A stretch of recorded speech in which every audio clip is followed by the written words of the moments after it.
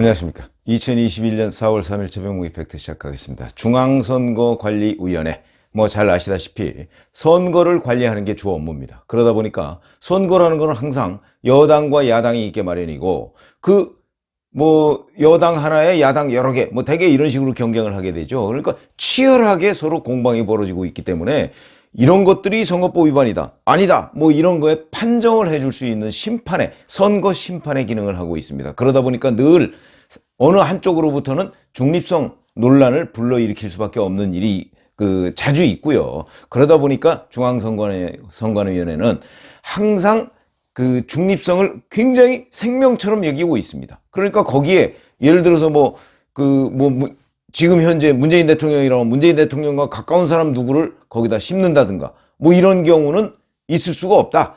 그런데 지금 문재인 대통령 캠프 출신이 거기에 하나 들어가 있죠. 그런 것들 때문에 중앙선관위는 지금 문재인 정부의 중앙선거관리위원회는 늘 관심의 대상과 논란의 중심에 설 수밖에 없다. 실제 그런 일들이 굉장히 많이 있습니다. 최근 일 한번 살펴보시죠. 가덕도 부산 신공항 문제하고 관련해서 지난 2월 달에 문재인 대통령이 가덕도에 갔죠, 배 타고. 자, 그게 과연 선거운동이냐 아니냐. 그건 상식적으로 생각하면 되는 거 아니겠습니까? 4월 7일 보궐선거를 앞두고 부산에서 박근혜 정부가 프랑스의 전 세계적인 공항 설계 기관 그 사람들하고 합작으로 해서 판정을 내렸던 영남권 신공항, 이걸 총리실에 몇몇 사람들이 밀실에서 그냥 그거 뒤집은 거 아닙니까? 그걸 무슨 능력으로 뒤집으려고요? 세계적인 공항 설계 기관의 결론을 총리실에 우리나라 몇몇 전문가들이 모여서 그거를 뒤집을 수 있다고요? 더군다나 그걸 뒤집는 과정에도 문제가 많았습니다. 이게 과연 거기 실제 의원들은 가덕도 신공항이 제일 유리하다 이렇게 얘기한 거 아니라는 거 아니겠습니까? 근데 발표는 그렇게 났습니다. 그런 점으로 본다면 가덕도 신공항 문제가 선거용이다, 이건 명백한데, 자, 그 명백한 선거용 가덕도 신공항에 그걸 현장에 간 사람이 바로 문재인 대통령입니다. 그것도 2월 달에. 그러니까 4월 7일 보궐선거를 2개월 앞두고 그때부터 여권에서 가덕도 신공항 문제를 계속해서 선거 홍보로 쓰고 있죠. 그게 지금 먹히질 않고 있습니다만은. 자, 어찌됐든 간에 문재인 대통령이 가덕도 신공항을 찾아서 신공항 건설을 지시한 거, 이게 선거법 위반이다, 중립성 위반이다, 그건 명백한 것으로 보이는데, 그 부분에 관해서 선관위는 직무상 행위다 이렇게 해석을 했습니다. 그렇죠. 이거는 결국 문재인 대통령에 대한 면죄부를 준 것이나 마찬가지다. 중앙선관위의 직무를 포기한 것이다. 선거 관리의 공정성을 포기한 것이다. 이렇게 얘기를 할 수가 있고, 또 하나, 잘 아시지만 김어준의 뉴스공장을 프로그램으로 가지고 있는 교통방송, TBS 교통방송, 거기서 얼마 전에 일합시다 라는 거를 교통방송의 캠페인으로 그렇게 내건 적이 있습니다. 자, 일합시다가 뭐죠? 민주당의 기호가 일이죠. 이번에 민주당 박영선 후보가 일합니다입니다. 일합니다. 교통방송 캠페인도 일합시다입니다. 자, 그게 과연 중립성 논란을 불러올 것이라는 걸 TBS 교통방송이 몰랐을까요? 몰랐다면 바보들이죠. 알았죠. 당연히 알았다고 봐야죠. 그런데 이 부분에 관해서도 별 문제가 없다고 선관위가 유권 해석을 했고, 물론 이건 유권 해석입니다. 최종적으로 정말 법률적 문제가 없는지는 법원으로 가봐야 아는데 법원까지 가지도 않았습니다. 선관위가 그냥 거기서 면죄부를 주어버리고 말았고, 그 다음에 잘 아시지만 파란색 당색의 선거 홍보물, 자동차에 어쩌고 붙였던 거, 이런 거와 관련해서도 문제가 되고, 그것도 문제없다고 얘기했고. 자, 그 다음에 저는 언론에는 안 나왔습니다만 제일 큰 문제가 바로 재난지원금이라고 봅니다. 작년 총선 때 준 재난지원금, 그리고 이번 4월 7일 보궐선거 앞두고 준 재난지원금, 그 다음에 내년 대선 앞두고도 틀림없이 재난지원금이나 또는 위로금 명목으로 돈을 나눠줄 겁니다. 자, 이게 선거법 위반이냐 아니냐. 저는 선거법 위반이라고 봅니다. 공직선거법에 보면 기부행위 못하게 돼 있습니다. 그러면 정부가 나서서 전 유권자들한테 돌리는 기부는 어떤가? 적어도 이것도, 그리고 선거법에 보면 기부행위도 금지되지만 매수 및 이해유도죄 이런 것도 있습니다. 액수가 작년 총선을 앞두고 전 국민한테 1인당 100만 원씩 나눠준 거 뭐 거의 매수 수준 아닌가요?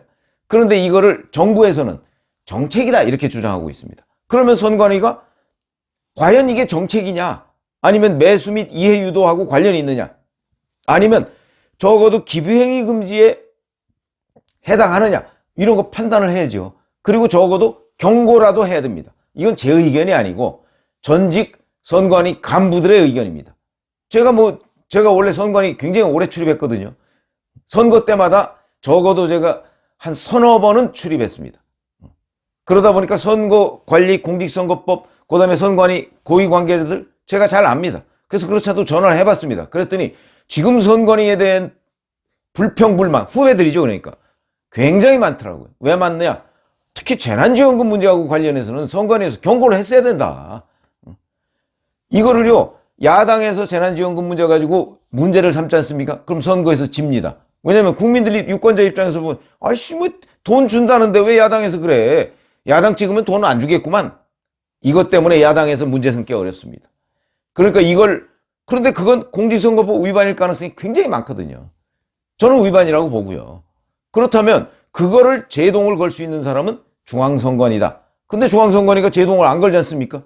안 거니까 지금 매 선거 때마다 지원금 주고 위로금 주고 한다는 거 아닙니까? 내년 대선 때도 틀림없이 줄 겁니다. 이런 문제에 대해서 그럼 왜 그러겠느냐? 문재인 정부가 하기 때문에 그렇고 문재인 정부 캠프 사람이 거기에 있기 때문에 그렇다. 이렇게 얘기를 할 수가 있습니다. 이게 선관위의 중립성 논란이고요. 자, 이런 선관위가 이번에는 더 큰 사고를 치려고 합니다. 그게 뭐냐? 이러니까 얼마나 캥기겠습니까? 재발이 저리인 것이죠. 이러다 보니까 전 직원을 상대로 소송에 대비한 보험을 든다. 이렇게 얘기하고 있습니다. 중앙선관위 역사상 단 한 번도 있었던 일이 아닙니다. 그거를 지금 문재인 정부의 중앙선관위가 하려고 한다는 겁니다. 그러니까 얼마나 이제 정권 바뀌면, 지금 정권 1년 남겨놓고 정권 바뀌면 민사, 형사상 소송에 휘말릴 가능성이 높다고 지금 자기들도 판단을 하고 있는 거죠. 왜? 잘못한 일이 워낙 많으니까. 그거 아니겠습니까? 그러다 보니까 소송에 대비해서 보험을 든다. 기억나시죠? 한국수력원자력 탈원전 문제와 관련해서 정부의 앞잡이 노릇을 했던 한국수력원자력, 거기도 소송에 대비한 보험을 들었습니다. 왜 그랬을까요? 탈원전과 관련한 워낙 많은 불법 논란 속에 자기들이 있으니까. 그러니까 그 민사 형사상 소송이 어마어마할 것으로 예상이 되고, 그러니까 그거에 대한 일종의 방어 전략으로 보험을 들었다. 선관위가 또 그 짓을 하고 있다. 이런 얘기입니다. 이영 국민의힘 의원이 선관위에 자료 제출을 요구하니까 선관위에서 하고 있다. 이렇게 얘기를 했습니다. 보험 가입 대상은 선관위의 공무원. 그러니까 선관위의 공무원 3,097명, 무기계약직 38명, 기간제 35명 해서 3,170명에 대해서 여기다 올해 채용할 인원까지 다 합쳐서 심지어는 퇴직자까지, 최근 퇴직자까지. 그러니까 문재인 정부에 근무했던 중앙선관위 직원들에 대해서는 다 보험을 해주겠다 이런 얘기입니다. 왜? 무서우니까. 소송이 무서우니까. 이런 거 아니겠습니까? 이게 뭐냐면 이런 겁니다. 선관위 직원이 업무와 관련해서 민형사상 소송을 당해 발생할 수 있는 손해배상, 그 다음에 변호사비, 이 일정 부분을 보전해주는 보험입니다.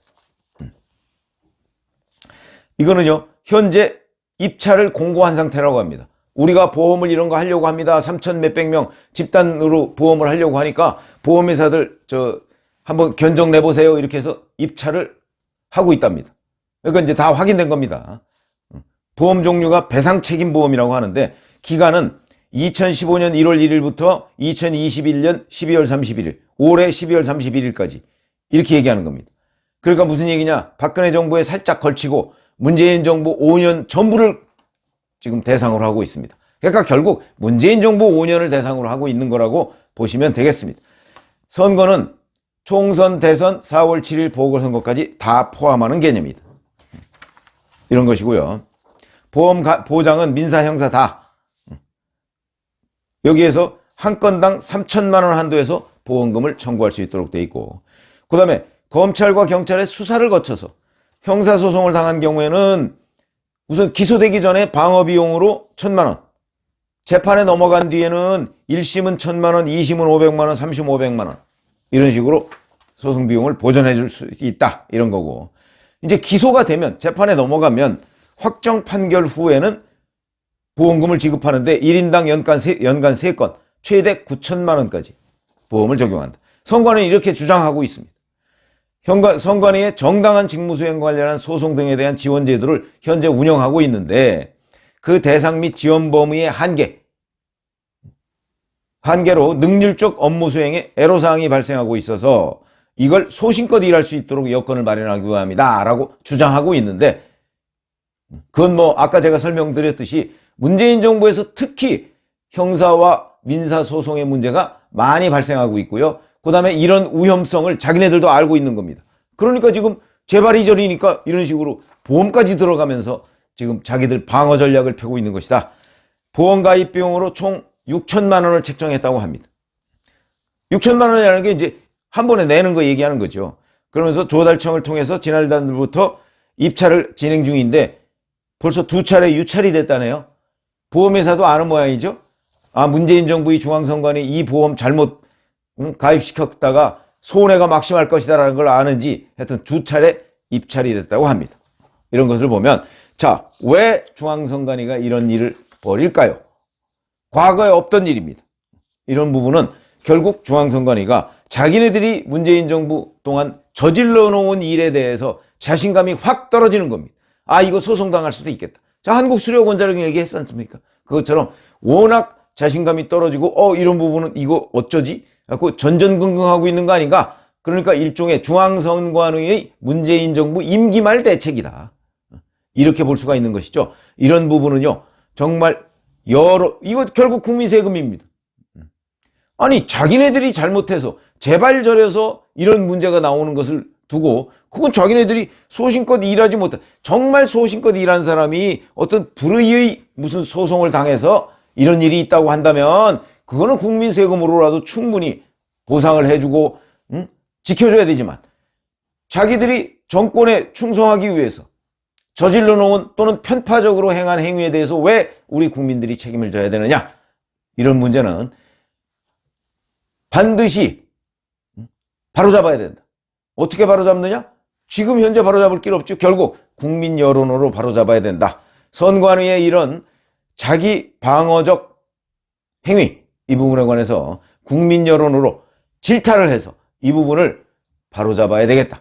이런 말씀을 제가 드리고, 그걸 위해서 저도 이런 지금 유튜브를 해드리는 것이고, 아마 일반 현장 기자들도 정말 이게 정당한 것인지 아닌 것인지 국민의 뜻을 한번 물어보시면 알 겁니다. 그리고 지금 중앙선관위가 얼마나 편파성 논란의 중심에 서 있는지, 그리고 그 구체적인 사례들, 아까 제가 말씀드렸듯이 구체적인 사례들, 이런 것들을 들어가면서 국민들의 의견을 한번 물어보시고, 현장 기자들도, 그리고 과연 중앙선관위가 이런 식의 최초의 어떤 집단보험 가입, 이게 정의와 상식에 부합하는 일인지, 이런 부분을 한번 따져봤으면 하는 그런 생각에서 말씀을 드렸습니다. 감사합니다.